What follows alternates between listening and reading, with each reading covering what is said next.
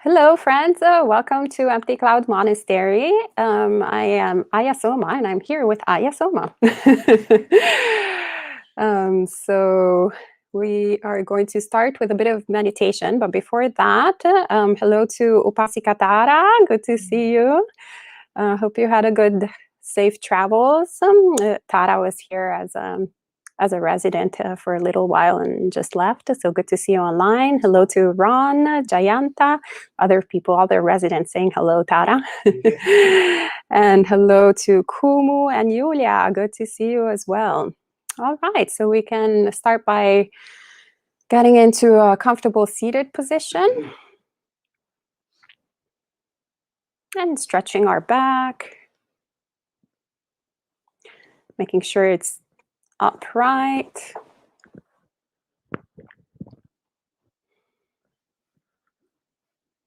And we can put our hands in a Samadhi Mudra.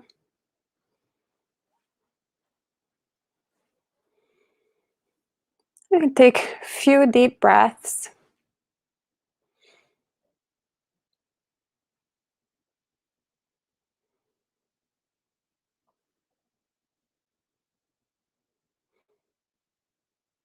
Close our eyes.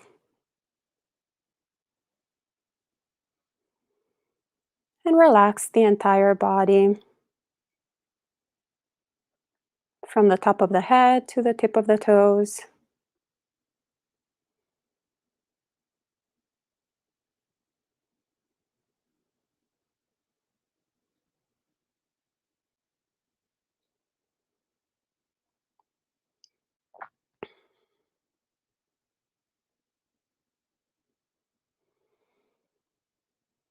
Relaxing the forehead.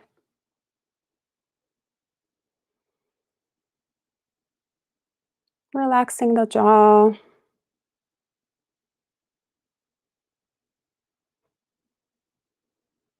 Relaxing the throat.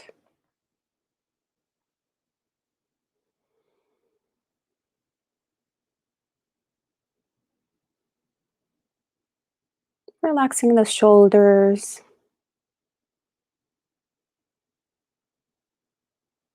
The arms.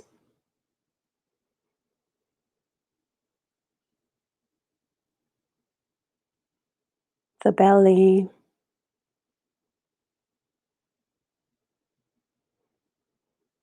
The legs and the feet.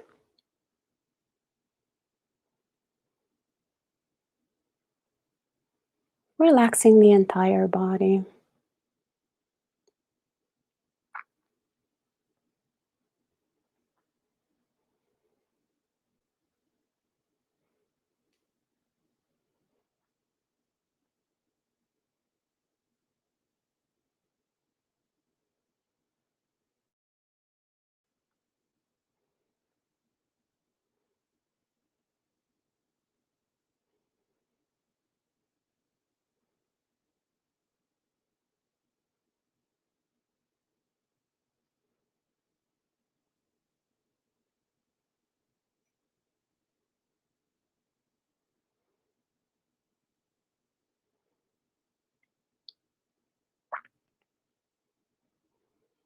And we can slowly lift up our attention to the breath.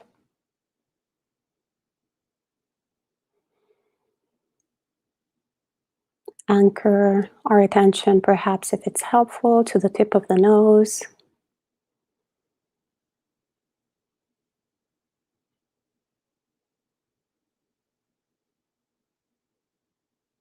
Or keeping more of a wide angle if we feel more comfortable with that. The important thing is that we pay attention to the process of breathing.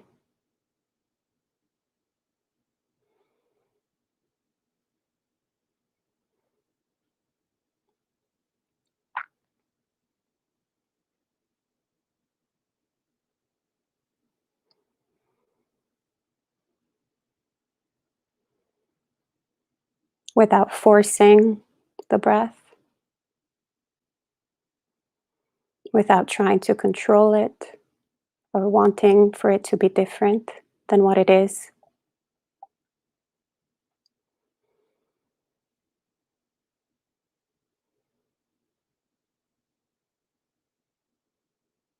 We just stay with the breath.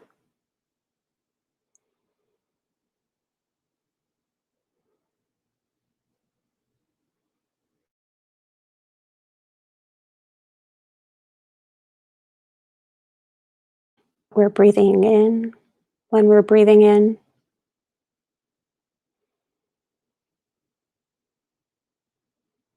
knowing that we're breathing out when we're breathing out.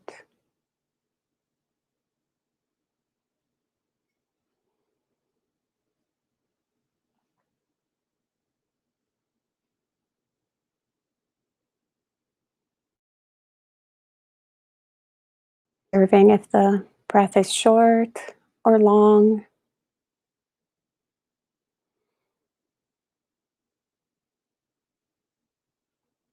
Subtle or coarse.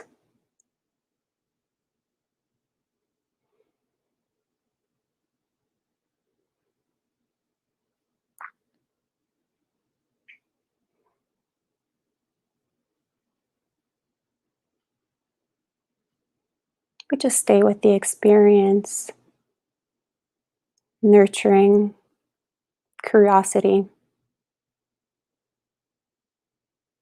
nurturing knowing, nurturing awareness.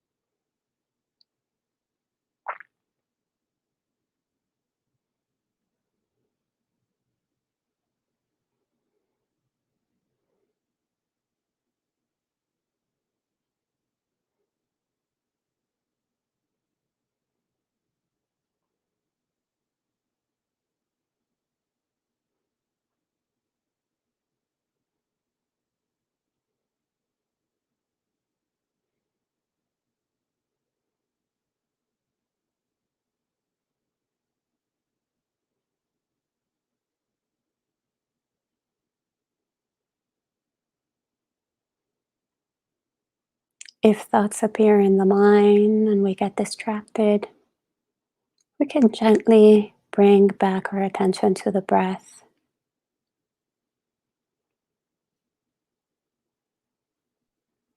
Without scolding ourselves, but instead appreciating this moment of wisdom where we have recollected mindfulness of breathing.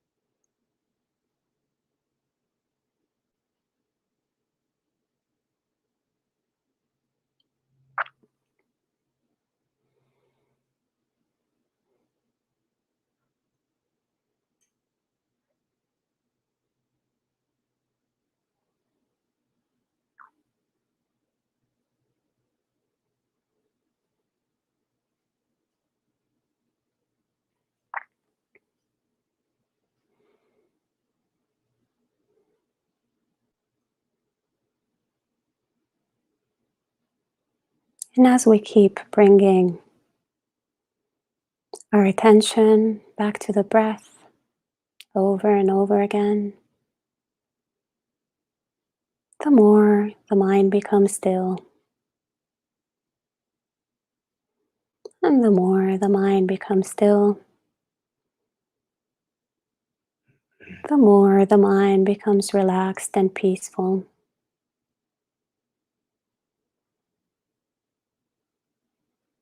And the more the mind becomes peaceful, the more the mind becomes happy.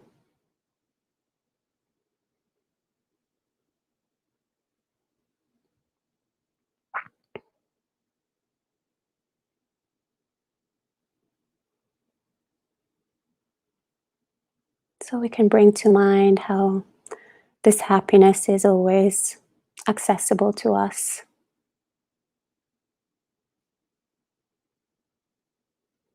Just as long as we put the right causes and conditions in place.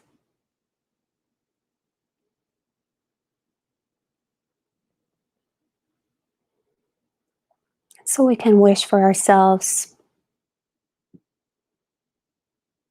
to always be happy, always be healthy, always be safe.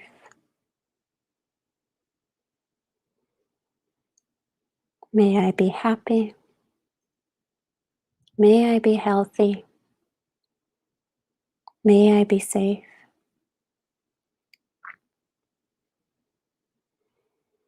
May I be free from suffering.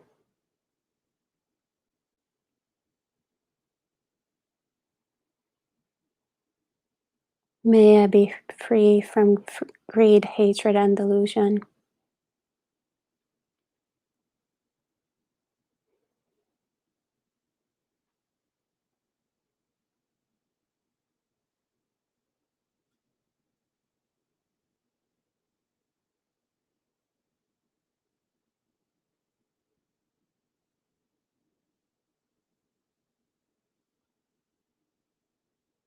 May I be happy.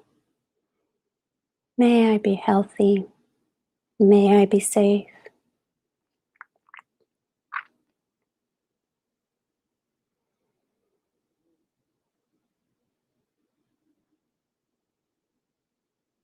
And we can extend this wish to all the people in the room, all the people online, practicing together this evening, all the sentient beings sharing space with us and benefiting from our practice.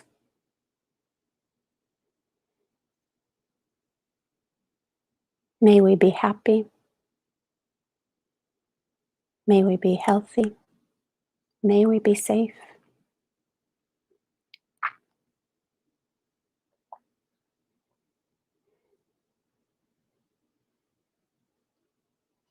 May we all be free from greed, hatred, and delusion.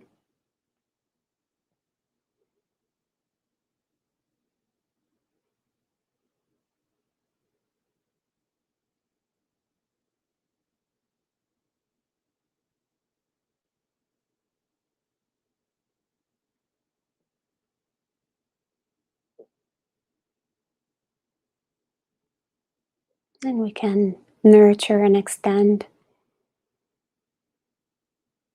our loving kindness to the entire town or city, to the entire state, nation, to the entire world, to the entire universe and other universes,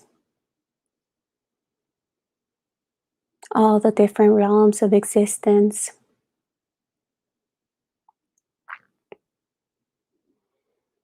May all beings be happy.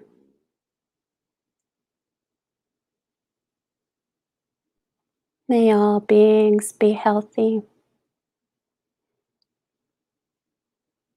May all beings be safe.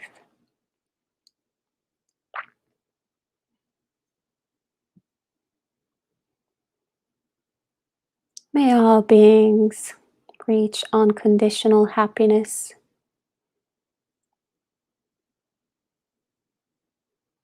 Free from greed, hatred, and delusion.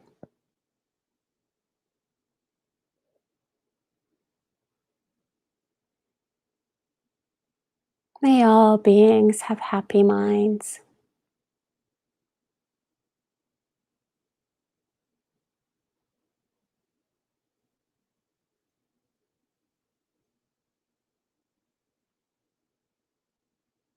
May all beings attain blissful, supreme Nibbana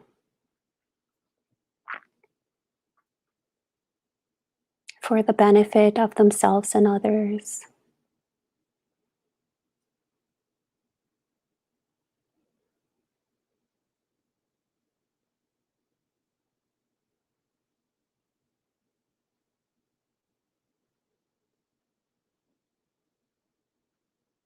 And holding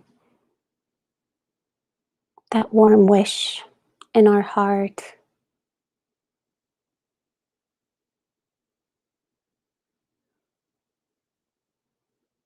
we can slowly come out of meditation and open our eyes.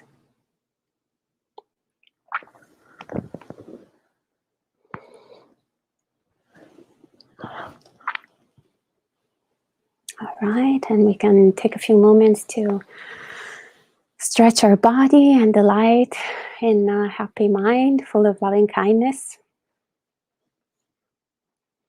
And recollecting how beautiful it is to actually dwell with a mind of loving kindness rather than a mind of irritation or a mind of greed or a mind of confusion and delusion.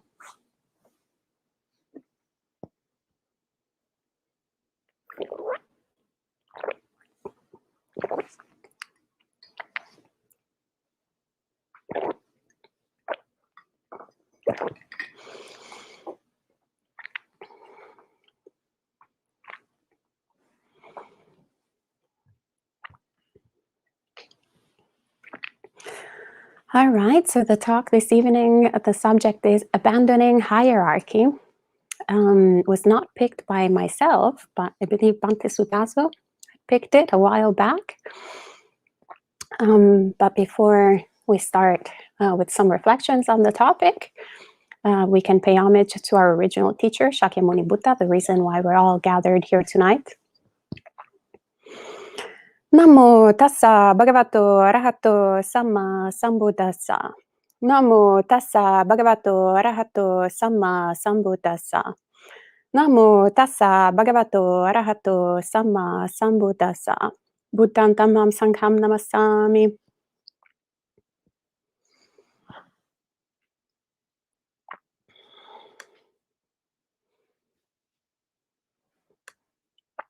So,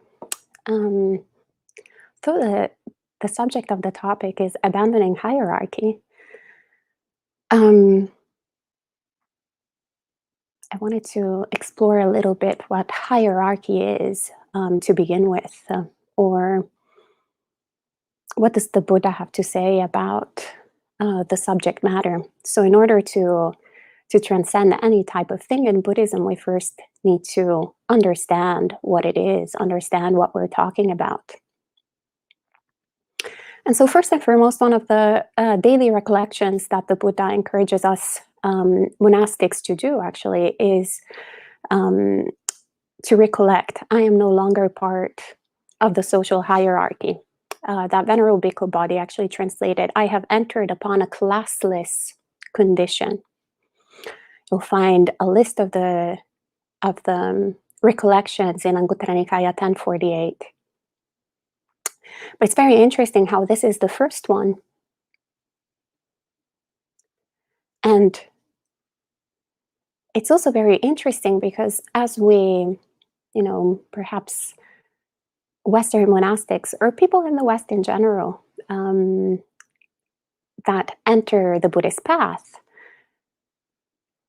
and perhaps read these verses or have a few glimpses of the Dhamma here and well. And we tend to, we think of, we're no longer part of the social hierarchy, where we have entered upon a classist condition, and we kind of possibly, most of us anyway, might equate this to entering a sort of horizontal structure. So similar perhaps to an intentional community.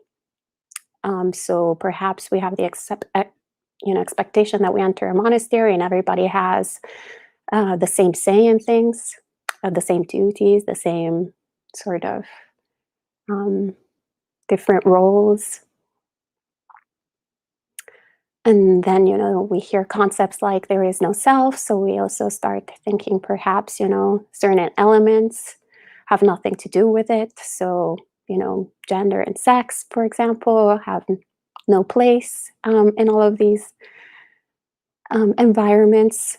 But then we enter, a traditional Buddhist temple, and it can be a little bit shocking if we enter it with all these sort of ideas or expectations. And perhaps we can start thinking that it's very much in contradiction with that horizontal concept of the Dhamma that we have in mind. So we see, first of all, an incredible reverence and deference of the lay community towards the Sangha. So that, for example, is not very much horizontal as we expect it to be. I remember when I had first gone to a Sri Lankan temple to visit Bhante Sudazo when I was a lay person. I remember at a certain point I was talking to him, and this layman from Sri Lanka bowed down to his feet and kissed them. And I was shocked.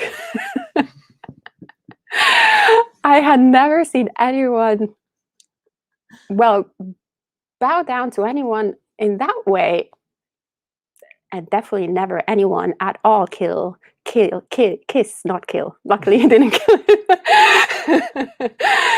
Kiss, the feet of a living being. I was shocked. I still remember the sensation in my mind of being petrified and not really knowing how to hold that.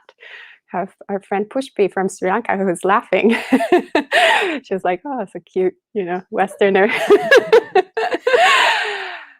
And so, that kind of was like, "Oh, wow, what is going on here?"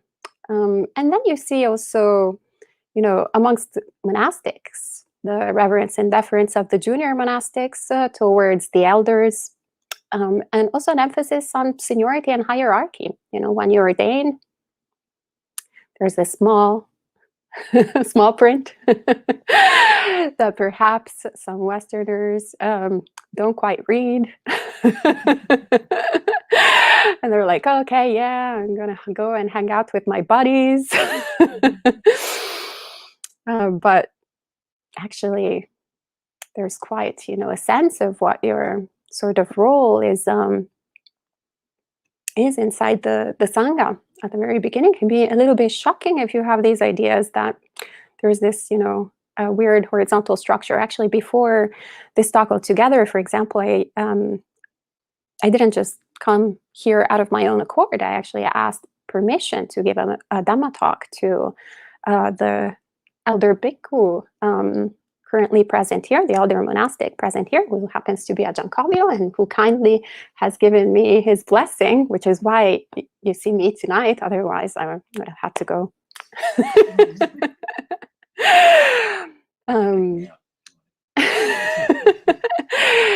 Also at the end of, our in the morning and in the evening, or in the right appropriate occasion, we bow 3 times, of course, to the Buddha, our religious teacher, but also to whoever is senior in the room.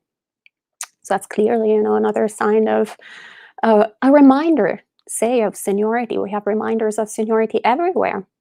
Actually, I think in the Mahayana tradition, they have, so in the Theravada tradition, we have, our robes are pretty standard. Everybody has the same robe. The only difference that I'm aware of is between novice monastic and a fully ordained monastic. So we get an extra robe on, which is like a nice mindfulness of of Sangati when you have to do puja. I remember when I first took full ordination, I had this Sangati. I was like, oh wow, this thing, it looked just like a piece of cloth, but it's like shaking and falling everywhere. Great practice of mindfulness. But in the Mahayana tradition, they actually, I think, have extra patches as they go on. They sew extra patches within the robe. So if you count them all, if you have that patience to count them all, then you actually know for how long the monastic has been in the robes. If you live in a monastery, in some actually like Theravada traditions, they also have, I think in the Thai forest tradition, they have a sort of kind of custom after 10 years, that you're in the robes as a fully ordained monastic, then you get the title of Ajahn, which means teacher. So it kind of gives you a sense that up until, 10 vasas, you don't have much to say, not really a teacher, right? You're not worthy of that title. Then there are, if you go to different Asian countries, there are different institutions that if you are perhaps from Italy, they will be very familiar and remind you a little bit of the Vatican. If you go to Thailand, or if you go to Burma, I heard in Sri Lanka, there's a tinier version. So there's sort of hierarchical systems that, once again, very different from the horizontal idea that we have. And also, once again, our experience in the monastery. In some traditions, as soon as you're ordained, for years, actually, you are supposed to just shut up, have no say in anything. Our friend Ayyā Somā was telling us in the Korean tradition, I think for 4 years or so, something like that, they are zipped. Like your duty is to be silent. So, once again, a bit different from what we expect it to be. Maybe we read a lot of Ajahn Chah books and are like, oh, it's so lovely, I want to be in a kuti in the forest. But then you're in the kuti in the forest and you're like, oh, but I would like, my bed to be in this way and an armchair, and can I have an extra piece of shelving?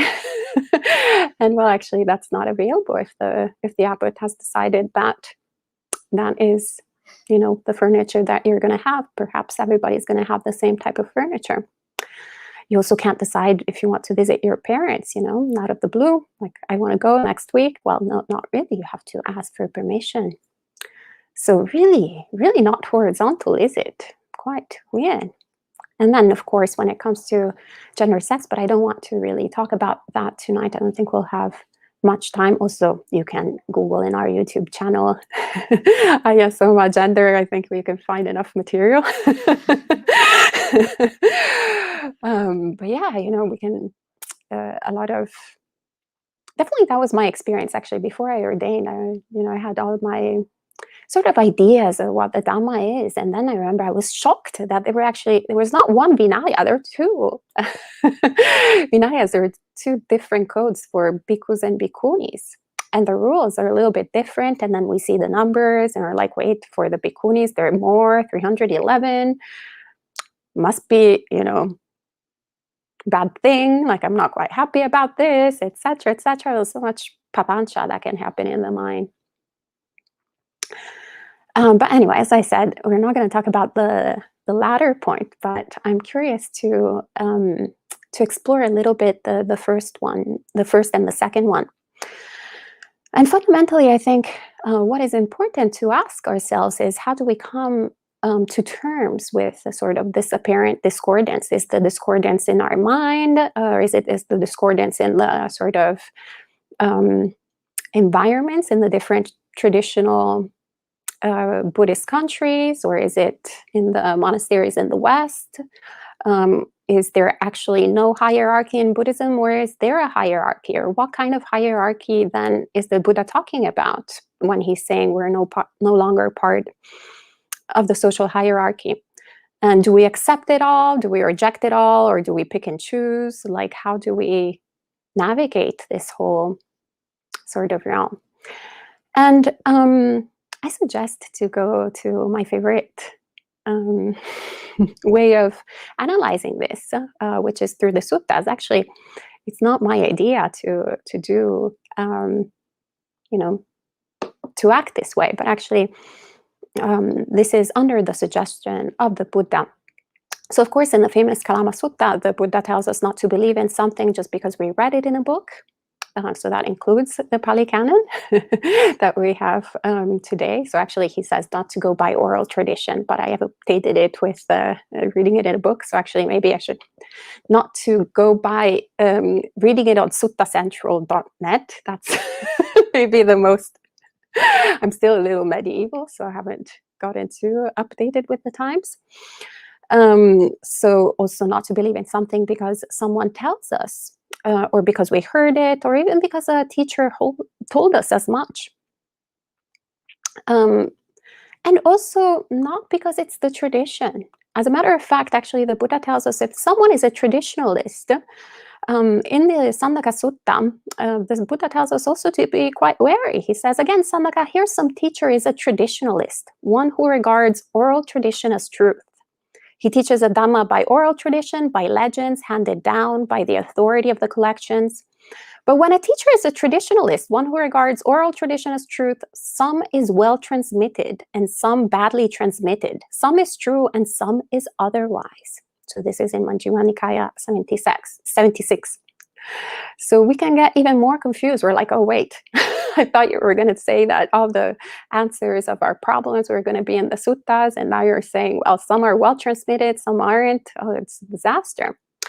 Not really. Actually, still in the suttas, we find many, many suttas where the Buddha says, for example, in the Mahapadesa Sutta, Anguttara Nikaya 4.180, the Buddha recommends always to double check the teachings we are doubtful about. So if we think that something doesn't sound quite right, he says, when you check for them in the discourses and seek them in the discipline, so both Dhamma and Vinaya, you find that they are not included among the discourses and are not to be seen in the discipline, you should draw the conclusion, surely this is not the word of the Blessed One, the Arahat, the perfectly enlightened one, has been badly learned by this bhikkhu, thus you should discard it. Anguttara Nikaya 4.180. So actually this is in regards, I got it a little, I put these notes before the talk. So this was actually in response to when we hear it from a teacher. But in other places in the canon that apparently I forgot to write it down, then the Buddha actually tells us to compare it. So the Dhamma is not something that we just take it as blind belief, but rather we want to make sure that it fits within the, like everything is a coherent sort of system. So if we find something in contradiction to it, well, first of all, we should ask, inquire, go to elders and ask them, hey, what's going on here? Why is this in contradiction with this? And then most importantly, if we find something that, seems a little bit odd in one sutta, but in 50 other ones, it says the opposite. Perhaps the other 50 have more weight than the one, right? So for example, if the Buddha says over and over again that he was not going to pass away before ordaining both bhikkhus and bhikkhunis and having both female and male lay followers over and over again, lots of quantities, big material like this, and then there is one sutta where there's some misogynist thing, well, perhaps we shouldn't focus on the misogynist thing and keep on quoting the misogynist thing, but maybe we can focus on the rest of the body, right? So anyway, the important thing is to also do this sort of investigation with the right intention, because the intention also will influence the outcome. So our findings. So if we, so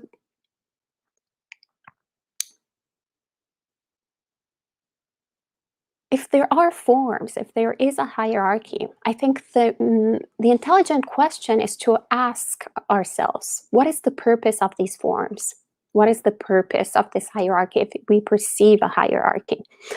And knowing that if we have another agenda, for example, if we go there, looking for sexism, perhaps in the suttas, or, perhaps actually something that will prove our democratic theories, or perhaps, we have an anti-caste agenda, right? We're going to like put a pair of glasses, we'll have some lenses when we are listening to the Dhamma, reading the Dhamma, asking questions for them, listening to answers and ideas about the Dhamma, which will then,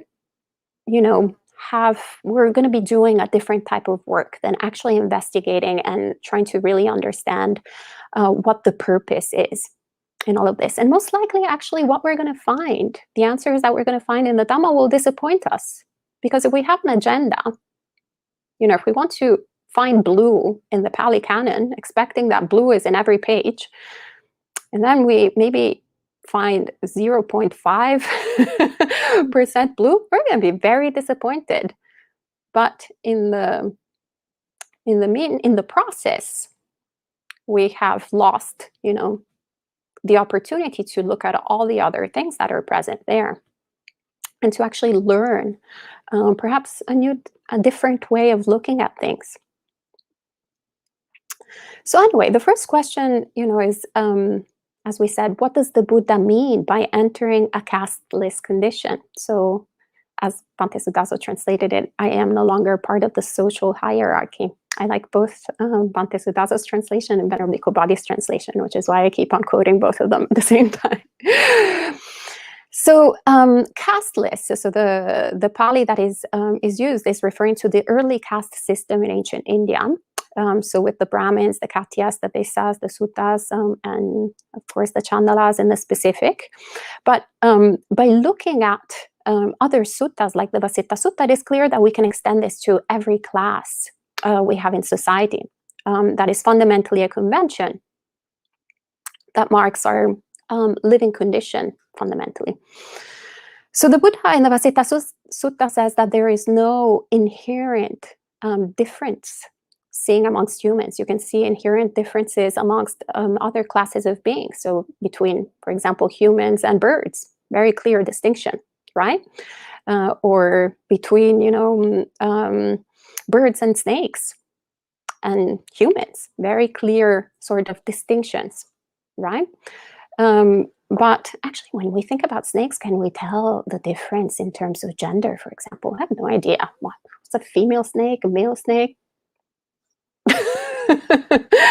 We had foxes here. We kept on like misgendering them. But some people thought they were female, some people thought they were male, and then we were like, oh great, there is a pronoun they. It's very useful. Instead of guessing and having that kind of like, but we see that actually when we get to relating to other species, we're less specific. We're like, okay, it's just foxes, that's it, or it's just snakes, yeah, it's birds. But when we get to humans, we have all sorts of ideas, all sorts of differences, how we define oneself. Where I come from, nationality is a big hit. So actually, even town, don't even get to nationality yet. First we're like neighborhood, then town, then, north, south, like so many different differences. But then when you get it to the rest of the world, there's so many other things like color of the skin.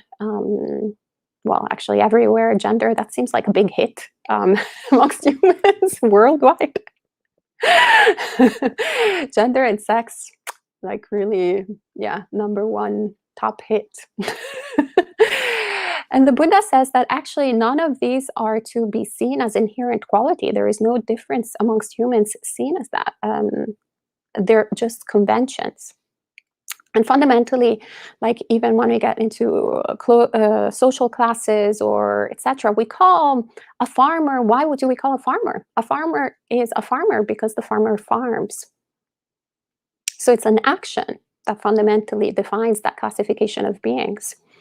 So if the farmer stops farming, then they're not a farmer anymore. We can say they used to be a farmer, but now they are, I don't know, a window cleaner, or they are an office manager, or whatever they are. Or perhaps they're unemployed. So another classification. So fundamentally, the Buddha also extends that to our qualities of mind. So one is not born a killer, for example, but one is a killer, not one is a killer, one kills. So one becomes a killer when they kill, but when they stop killing, they're not a killer anymore. So by action, he says, one becomes a Brahmin. And he does this, he turns, the papancha, which is basically all these classifications that are born out of the mind, that they have no, basis in reality, but they're born in the mind. So all this papancha that we constantly create and differentiating each other, he turns that papancha into patibana. Bhante Sudazo gave a really beautiful talk on the difference between papancha and patibana. So patibana, the poetry that inspires us in Dhamma, creativity. And so Brahmin, so one who is purified, fundamentally there was this debate also in ancient India of like, is one, a pure being just because they were born in a caste that is reputed to be the highest, the foremost, in purity of mind. And the Buddha completely refutes that. He says if a Brahmin starts killing and murdering people and stealing, yeah, they're just not a Brahmin. So it's by action that one is a Brahmin. So it has nothing to do with what we're born with. So once again, we're not inherently superior or inferior by birth, but by what we do. And so this ultimately is reflected in the Buddhist Sangha. So that's why the Buddha not only said this, but ordained everyone from all different social classes, regardless of where they were coming from, and highlighting the fact that every single person, every single being had the capability of awakening, regardless of all those different conventions that we put in the world. And the diversity of the Buddhist Sangha is praised throughout the suttas. It's actually so beautiful. In the Paharada Sutta, Anguttara Nikaya 819, there are 8 things listed that they say monastics delight in Dhamma Vinaya. And one of them is this one. So the Buddha makes this comparison. Just as when the great rivers, the Ganges, the Yamuna, the Achiravati, the Sarabu, and the Mahi reach the great ocean, they give up their former names and designations and are simply called the great ocean. So too, when members of the 4 social classes, Katyas, Brahmins, Visas, and Suddas, go forth from the household life into homelessness in the Dhamma and discipline proclaimed by the Tathagata, they give up their former names and clans and are simply called ascetics, following the Sakyam sun. This is the 4th astounding and amazing quality that the bhikkhus see in this Dhamma and discipline. Yeah, it is wonderful. All the diversity. This is also, something that Venerable Rohini Bhikkhuni in the Trigatha actually says when she's talking to her father, who is really not happy that, she wants to go forth. And she's like, why are you supporting all these, parasites from society that don't do anything? These like monks following the Buddha, they're like quite terrible. Why do you want to become one of them? And she starts talking about all these incredible qualities of the Sangha. And one of them is exactly this. She says monks, and I use monk, by the way, as gender neutral, so not referring just to the Bhikkhu Sangha, but both Bhikkhu and Bhikkhuni Sangha. That's how we use it here at Empty Cloud Monastery. So Venerable Rohini says, she describes monks from different clans and from different provinces. They hold dear one another. On account of this, contemplatives are dear to me. And it's so beautiful. I actually remember when I translated that verse, my mind started delighting because fundamentally it's highlighting how monastics care about each other, not for the usual worldly reasons that we care for one another, which is usually, we love our family members, or we like people, from the same status, and we're like, yeah, I'm not talking to the ones from that neighborhood, or like, the poor people or whatever, or the nationality, maybe I'm going to talk only to Italian people because these Americans have zero culture, or whatever kind of stereotype, or the opposite, Americans going, I'm not going to talk to that Italian, like zero culture. Radian, whatever. So all of these sort of ways through which we bond with people, instead we scrap them all away. And what really bounds us in the Sangha, or it's supposed to bound us, is not these worldly things, but actually we come together by sharing the Dhamma Vinaya, so the foremost. In Anguttara Nikaya 11.10, the Buddha says, as once again in his wordplay between Papancha and Patibhana, he says, the Katya is the best among people. So the clan actually that he was coming from. And he says, for those whose standard is the clan, he specifies. So he's like, well, if that's your standard, a worldly standard, you want a particular clan, well, the Katya is the best one. But one accomplished in true knowledge and conduct is best among devas and humans. So once again, highlighting what is important here. So if we take the monastic status, if we take the monastic form as, a vehicle for status, a vehicle for getting things, wanting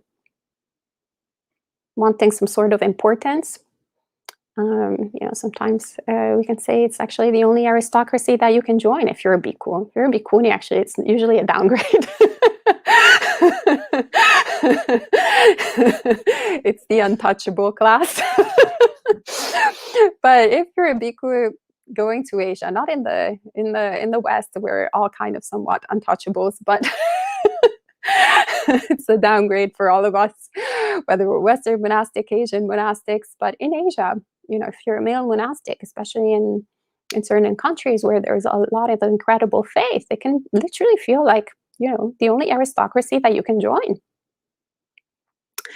But if that is the standard, then we had better be Katyas, right? Better go, we're here, for example, in New Jersey, better go to Manhattan and, go and work on Wall Street. That's, at least you get some sensual pleasures, right? Like if that is our standard, if that is the status. But if we follow the teachings of the Buddha, then we understand that this form is not a privilege. It's not this aristocracy that we can join. It's not a form of authority and power, but rather it's a vehicle of liberation. So ultimately, it has to be a responsibility for the one who wears it.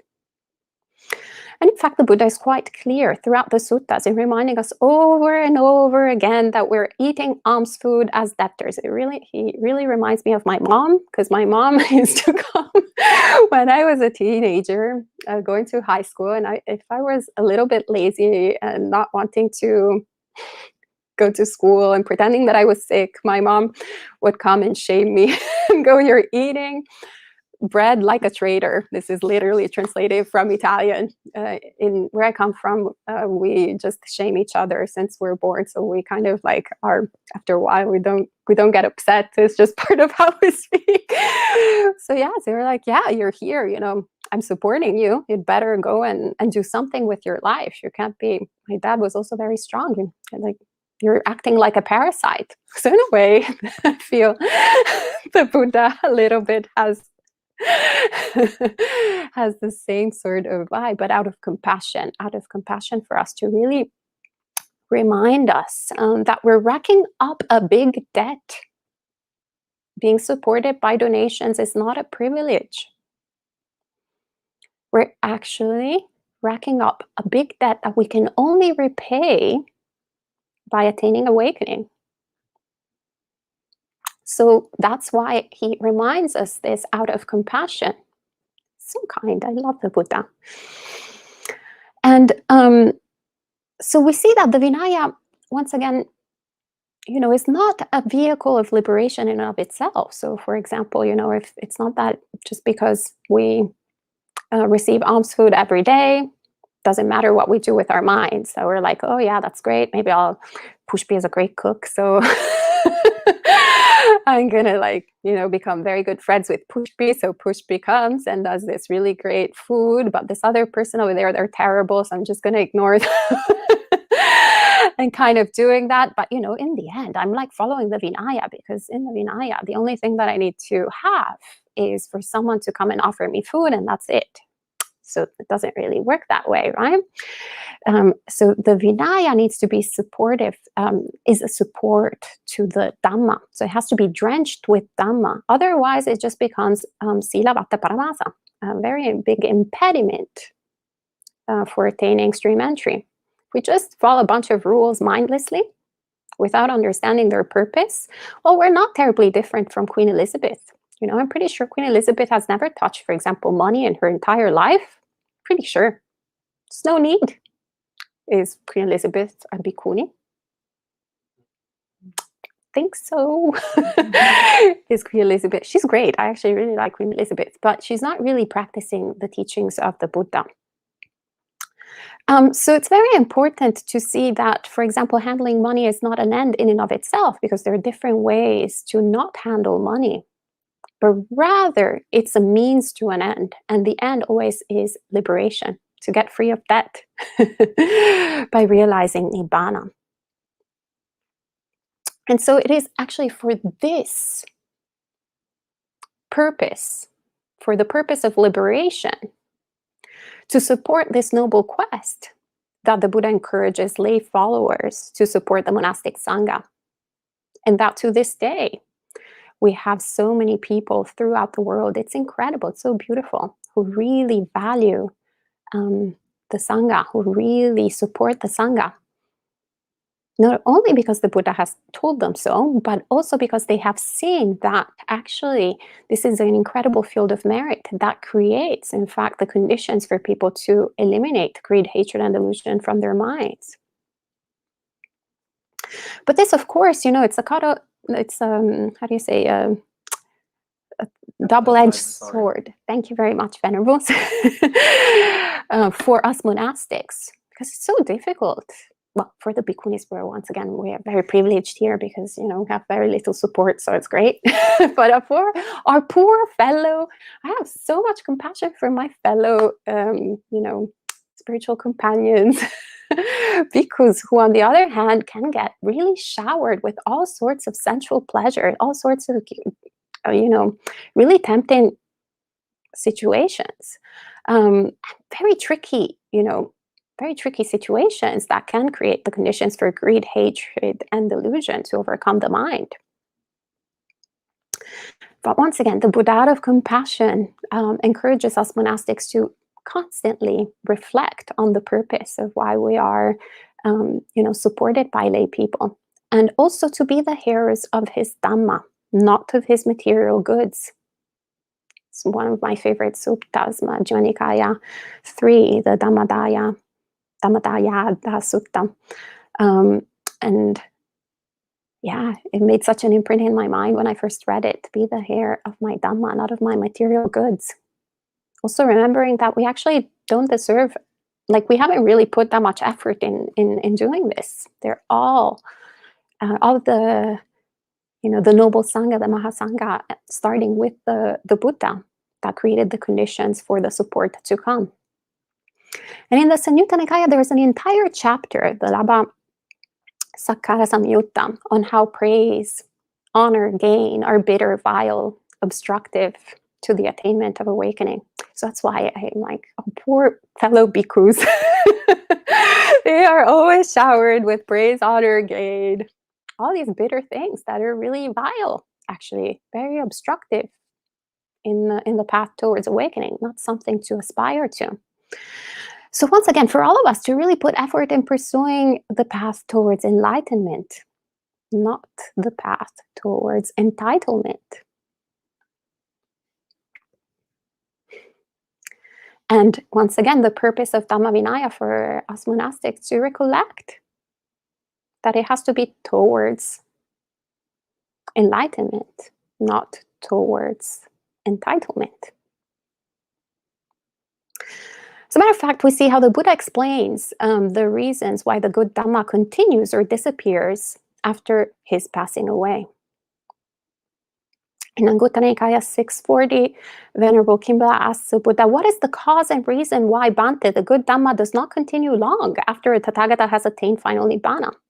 And the Buddha says, the bhikkhus, bhikkhunis, male lay followers and female lay followers dwell without reverence and deference towards the teacher. They dwell without reverence and deference towards the Dhamma. They dwell without reverence and deference towards the Sangha. They dwell without reverence and deference towards the training. They dwell without reverence and deference towards heedfulness. They dwell without reverence and deference towards hospitality. This is the cause and reason why the good Dhamma does not continue long after a Tathagata has attained final Nibbana.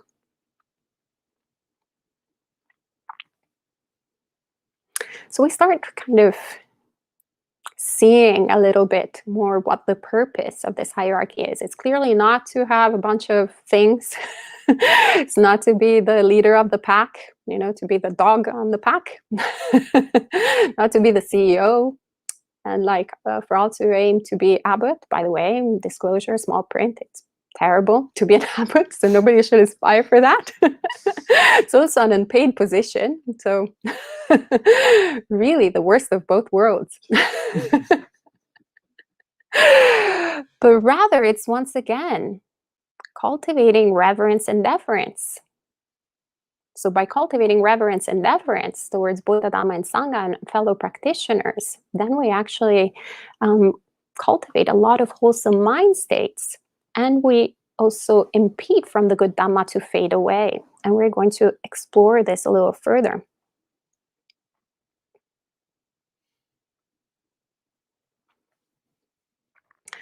Well, fundamentally, we see that, first of all, the Buddha did not say only the monastics or only the lay people, but he actually mentioned all four of them. I would say all six.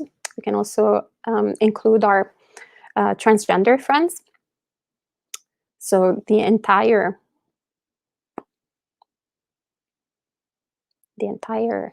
Sangha. Say it again.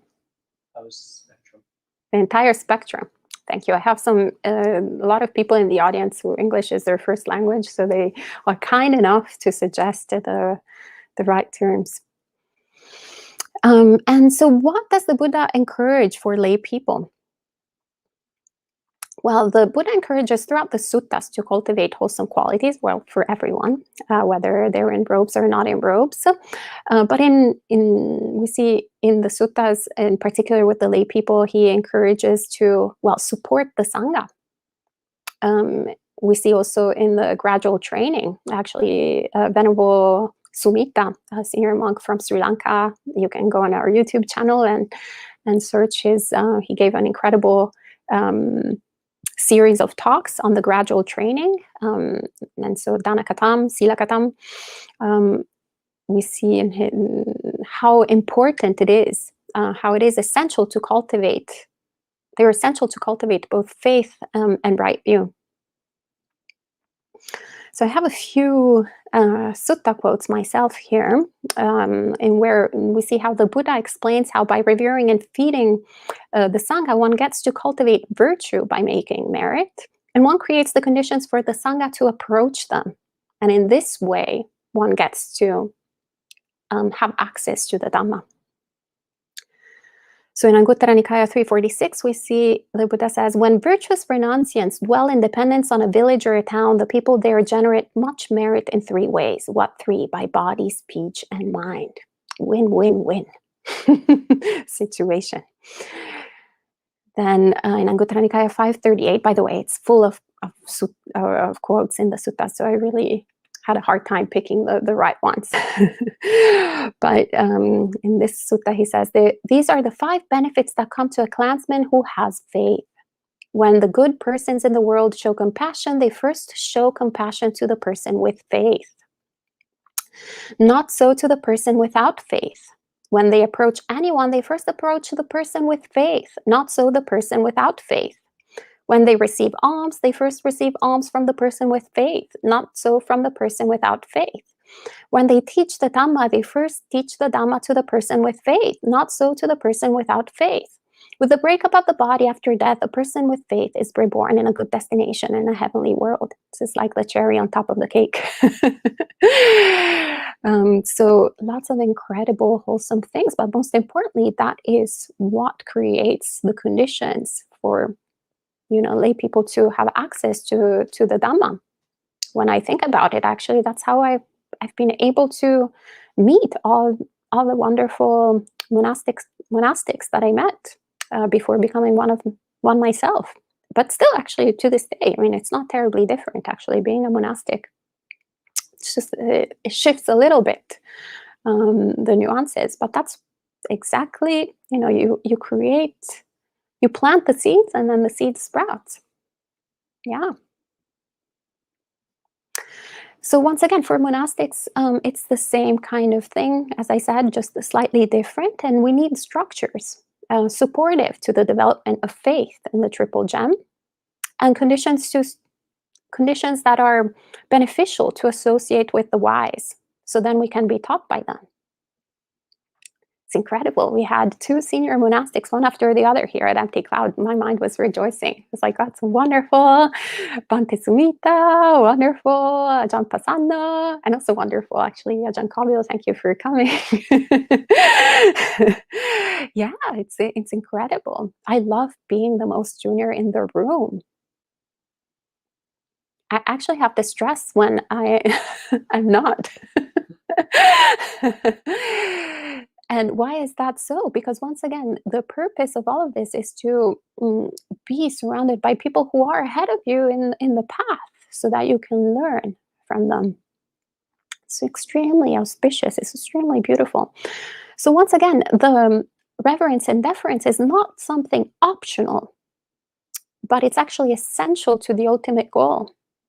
I can read as many suttas as I want, but it's a whole different thing to actually see someone who has been practicing for decades. Being around the Ajahn Pasanno, for example, was incredibly inspiring to me. You can actually see the embodiment of the Dhamma. Beautiful, incredible, wonderful. And if we're like, yo, Ajahn Pasanno, yeah, like, make your bed, or like get your food or whatever. I don't think Ajahn Pasanno would have even thought about coming here. Or definitely he would never come back. Because nobody wants to be surrounded with this kind of how do you say, rough, not the opposite of metta. How do you say? Yeah, this. Anyway, you probably get the idea. Fill in the dots. Right? And also because when one actually has this mind of reverence and deference, one also shows how much they revere the Dhamma, the Buddha, the Dhamma, and the Sangha. They're called triple gems, not triple whatevers, whatever things, not triple things, but triple gems. They're precious. They need to be revered, protected, be carefully handled. And the Buddha is very clear on this in Anguttara 5:21. He says, when a bhikkhu is irreverent and undeferential, and his behavior is uncongenial to his fellow monks, it is impossible for him to fulfill the factor of proper conduct. Without fulfilling the factor of proper conduct, it is impossible for him to fulfill the factor of a trainee. Without fulfilling the factor of a trainee, it is impossible for him to fulfill virtuous behavior. Without fulfilling virtuous behavior, it is impossible for him to fulfill right view. Without fulfilling right view, it is impossible for him to fulfill right concentration. You can also put her or they as a pronoun. The pronoun is not important, but the message is what is important. So impossible to fulfill any of these things. We're wasting our time. So we get once again an insight on why this is present universally, whether it's Theravada, Mahayana, Vajrayana, whether it's Sri Lanka, whether it's Taiwan, whether it's Thailand, whether it's China, Japan. Reverence and deference everywhere. Actually, even in the worst of temple, there's at least some reverence and deference. They've got the basics down. And the Buddha also says that this is not only important for our own personal welfare, our own personal development in the path, but actually in keeping the Dhamma alive to begin with, so that the Adhamma doesn't arise. In Anguttara Nikaya 579, he says, in the future, there will be bhikkhus who are undeveloped in body, virtuous behavior, mind, and wisdom. They will give full ordination to others, but will not be able to discipline them in the higher virtuous behavior, the higher mind, and the higher wisdom. These pupils, too, will be undeveloped in body, virtuous behavior, mind, and wisdom. They, in turn, will give full ordination to others, but will not be able to discipline them in the higher virtuous behavior, the higher mind, and the higher wisdom. These pupils, too, will be undeveloped in body, virtuous behavior, mind, and wisdom. Thus, because through corruption of the Dhamma comes corruption of the discipline, and from corruption of the discipline comes corruption of the Dhamma. This is the first future peril, as yet unarisen, that will arise in the future. You should recognize it and make an effort to abandon it. Of the Buddha, always matter-of-factly, very direct. But yeah, pretty intense, right? It's a domino effect. We think that perhaps it's a silly thing. Perhaps, we're like, maybe this is not really important, actually quite like it. In America, it's great. Everybody is like on the same level. Pretty sure that this is the right way of doing things. But what we're actually messing with is a very sophisticated, very simple, but so sophisticated at the same time, system that the Buddha has put in place out of our welfare. And it's only so effective when we actually have the right intention in entering it and, playing the role in this sort of equation with the right intention, with the right understanding. Then it's incredibly beneficial. But when the intentions are different, when there is politics involved, all the different categories that we spoke about, different power iterations, then it can be quite harmful. But we can see actually how it affects our mind. Are wholesome qualities increasing or decreasing? Do we feel more confident or less confident? So personally, when I was in the paradigm that is not in accordance with Dhamma, when I was in certain environments like that, I could see it immediately in my mind. My faith would start trembling. Very bad sign. And also my confidence in pursuing the path would start shaking, weakening. But then when actually the paradigm was different, when there were no politics involved, when there was no greed in the mix, then actually, perhaps I would have wanted to bow to every single person in the room, even the samanera. No problem, because it's beautiful, because the intention is there. We're all working for liberation. It's quite beautiful. And so we see also, I wanted to end with the definition of the elder. A lot of times we can get very worldly with what we think is as an elder in Buddhism. I also said it actually during tonight. I mentioned the elders. They were in fact elders, both physically in vasas, but also most importantly in wisdom, in virtue. Yeah, very impressive monastics, especially in Sila and Panya. Both of them, Bhante Sumita and Ajahn Pasanno. I'm getting Yelp reviews now of monastics. And that's exactly, perhaps their vasas wasn't also, kind of matched. They're both elders in vasas and elders in wholesome qualities, but that's not necessarily the case. Bhante Sudaso a few months ago actually explored Anguttara Nikaya 422, where the Buddha talks about what makes one an elder. And he says that it has nothing to do with, gray hair and wrinkly, skin, etc. That just makes one decrepit. It's very different. So there's a difference between decrepitude and being an elder in the Buddhist path. So an elder, he says, it can actually be also someone who's very youthful looking, and actually also just young, like who ordained the day before yesterday. So he says, one is not an elder if one is restless, has unsettled thoughts, delights in chatter and bad teachings, has wrong views. Definitely not an elder, and is disrespectful. Very interesting that he mentions that. And this is a quote directly from the suttas. He says, even though someone is old, 80, 90, or 100 years from birth, if he speaks at an improper time, speaks falsely, speaks what is unbeneficial, speaks contrary to the Dhamma and the discipline, if at an improper time he speaks words that are worthless, unreasonable, rambling, and unbeneficial, then he is reckoned as a foolish, childish elder. And conversely, if someone is virtuous, learned, discerning, self-controlled, clearly sees the meaning with wisdom, has gone beyond phenomena, then that one is an elder. Another important thing that, and I will end the talk this evening with that, is also how to admonish one another. So we tend to think that it's just the top down, so the person who is the elder. Well, actually, the Buddha says quite the opposite in Anguttara Nikaya 262.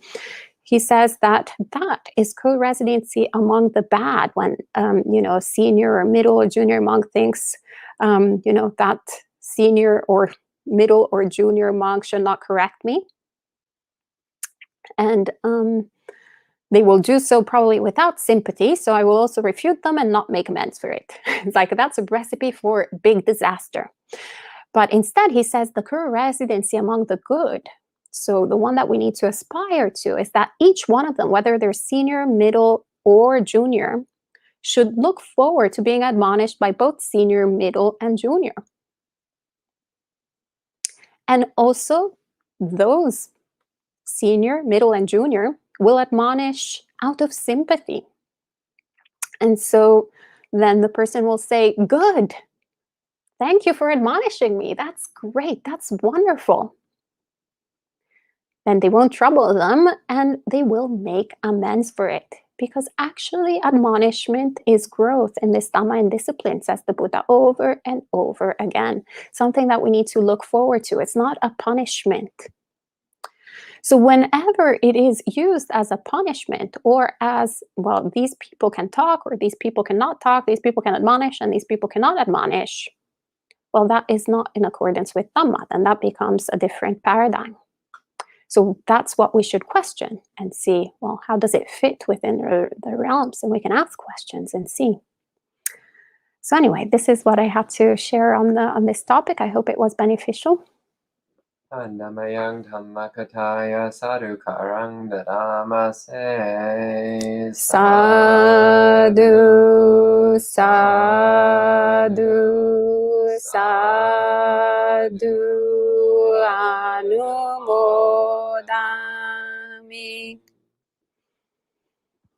All right. So let's see if we have some questions here. Well, welcome to everyone who has joined us in the meanwhile. Hello, Gorgel, Lucas, Elaine, good to see you, Putrika. Lucas says metta is all we need. It's true, it's true. Well, we need also other things, but metta helps. And hello to Jan, Ginny, Geeta, good to see you, Nicole, Richard. Visaka, good to see you. And Rick and everyone else. Paul, great. You're all very kind. Okay, actually, there's no question. There are just little smiley faces. So yes, Benjamin. So that was a great talk. Do you think that transcending hierarchy or transcending equality, do you think both of those are equally important, or is transcending a hierarchy more important than transcending equality? Because your talk kind of touched on both of those.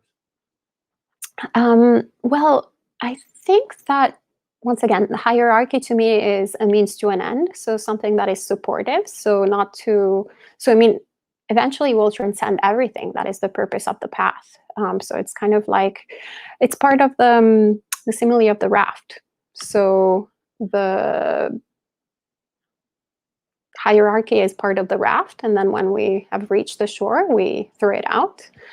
And it's important to hold it lightly in the meanwhile. So, for example, actually, Venerable Bhikkhu Bodhi is very impressive to me amongst many monastics that I've met. It's actually, we can see it just by the fact that he's known as Bhikkhu Bodhi, not as any Mahathera, million titles that he actually very quite deserves and has, but he has created actually the conditions intentionally to have zero denomination. So people think that bhikkhu is his first name, when bhikkhu just means a homeless monk, you know, like just just regular monk. Anybody can be a bhikkhu and once they get ordination, or a bhikkhuni, right? So it's like he literally has embodied, I am no longer part of the social hierarchy. And at the same time, I remember when actually I had first met him, I met him at Changyan Monastery, and he went to see a talk of, actually Bhakti Sudaso, who was 5 vasas at the time. And Venerable Bhikkhu Bodhi is like 50 vasas or something like that. And then Bhakti Sudaso was quite shocked that Venerable Bhikkhu Bodhi would even take the time, 2 hours of his time to listen to a talk of someone so junior. And then he actually asked Venerable Bhikkhu Bodhi, he was like, why, Bhante, are you here? Like, after the talk. And he was like, oh, you never know, you can always learn something. So yeah, he holds it. At the same time, he's very respectful, and he allows people to be respectful towards him. So I find it very supportive. And yeah, the conceit of equality, we can just throw it out of the window. I think it's not really, if we're Westerners. Maybe if we're like from other countries, I don't know, maybe you should ask them, but I feel like that's probably a defilement of our culture. That was a good answer. I have kind of a follow-up question. Like, you talk about interesting statement that like in Buddhism or monastic Buddhism, like a hierarchy is the raft. But like in America, like in certain like liberal modern America, like equality is the raft.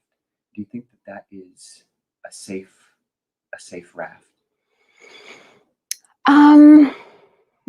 Well, I think the purpose is different. So the raft is a vehicle towards liberation, as opposed to, I would say, equality in this country or in the West in general.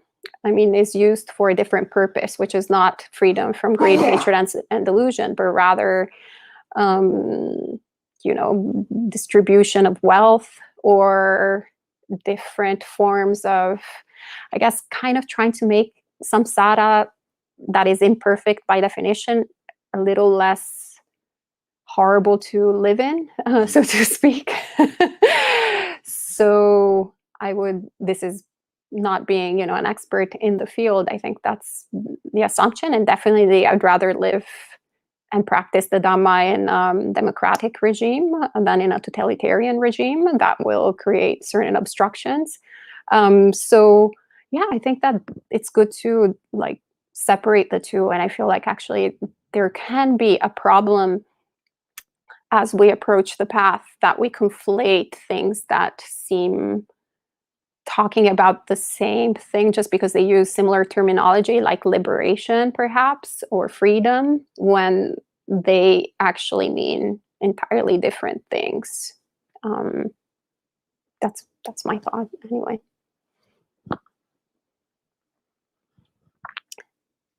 And Julia says, you're incredibly radiant today, Ayya. So I've done a lot of metta actually today. Thank you.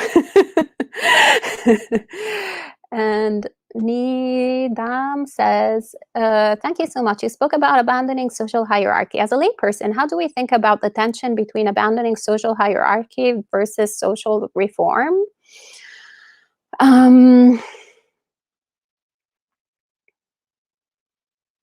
Is there a tension? Is there a tension between abandoning social hierarchy and social reform? You know, I sometimes am a little bit uncomfortable in the way that I actually think that it's good to have a separation of state and religion, because the state has to deal with different issues that, you know, it's good that, you know, people who are in religious positions, in a religious path, explain what the purpose of the path is and explain what the morality is within those paths. And then sort of secular institutions deal with, you know, all their different power structures and different problems that you know, come with ruling a country, and that they don't necessarily have to overlap. Although actually Bhante Ajahn Buddhadasa wrote this book that I never read, but I really like the title, Dhammic Socialism. So probably actually the solution to your answer is in Dhammic Socialism. It's in my to-do list to read it, but I haven't read it. I've read some excerpts and the experts were awesome. So then probably I'll give a different answer once I have read it. But it seemed like actually he was a proponent of really using the Dhamma as a vehicle to govern well, govern properly, and then social reform kind of comes with it. But once again, I'm not terribly interested because I haven't studied all these things in college. I studied fashion design in college. So I'm really not the best person to ask too much about hierarchies. I'm also kind of an anarchist, so it's really not the best person. Rick also says, how do we keep our hearts open to be admonished when we have lived many years with abusive family members? I want to live in humility and be open to grow, yet inwardly recoil when criticized. Well, first of all, I'm sorry that you have to go through all that suffering. It is very sad. So first of all, be gentle with yourself. Like, understand that, I mean, it stings for everyone, and especially if we come from a pattern where the admonishment has been pretty harsh. Yeah. You know, we first need to perhaps focus on other things, like focus on delighting the mind, recollect the qualities of the Buddha, recollect the qualities of the Dhamma, recollect the qualities of the Sangha, recollect your own generosity, delight the mind, do a lot of metta meditation, and then nurture the aspiration for awakening, the aspiration to remove greed, hatred, and delusion. And as you strengthen this aspiration, then naturally you will look for opportunities to be admonished. As a matter of fact, Ajahn Kavil is leaving in 2 days, and I was like, oh, I really need to make time in order for him to admonish me, because I'm sure that he's seen a lot of things. So it's something that I'm looking forward to. Like, it's not something that I'm like, oh dear, Ajahn Kavil, like, I'm like, oh, he's like hiding all these secrets from me. I better take them before he leaves. Like, it's something that you're like, oh, that's wonderful. He has a perspective. He's full of metta. He has generated a lot of wholesome qualities that I haven't, and that I can see in him and I can't see in myself. So the idea is, well, he knows the secret of how to cultivate those things, and maybe he can share it with me. So I'm looking forward to that, Ajahn. It goes both ways. All right, and that was the last question online. So maybe that's all for this evening. So we can end with 3 sadhus. Sadhu, sadhu, sadhu.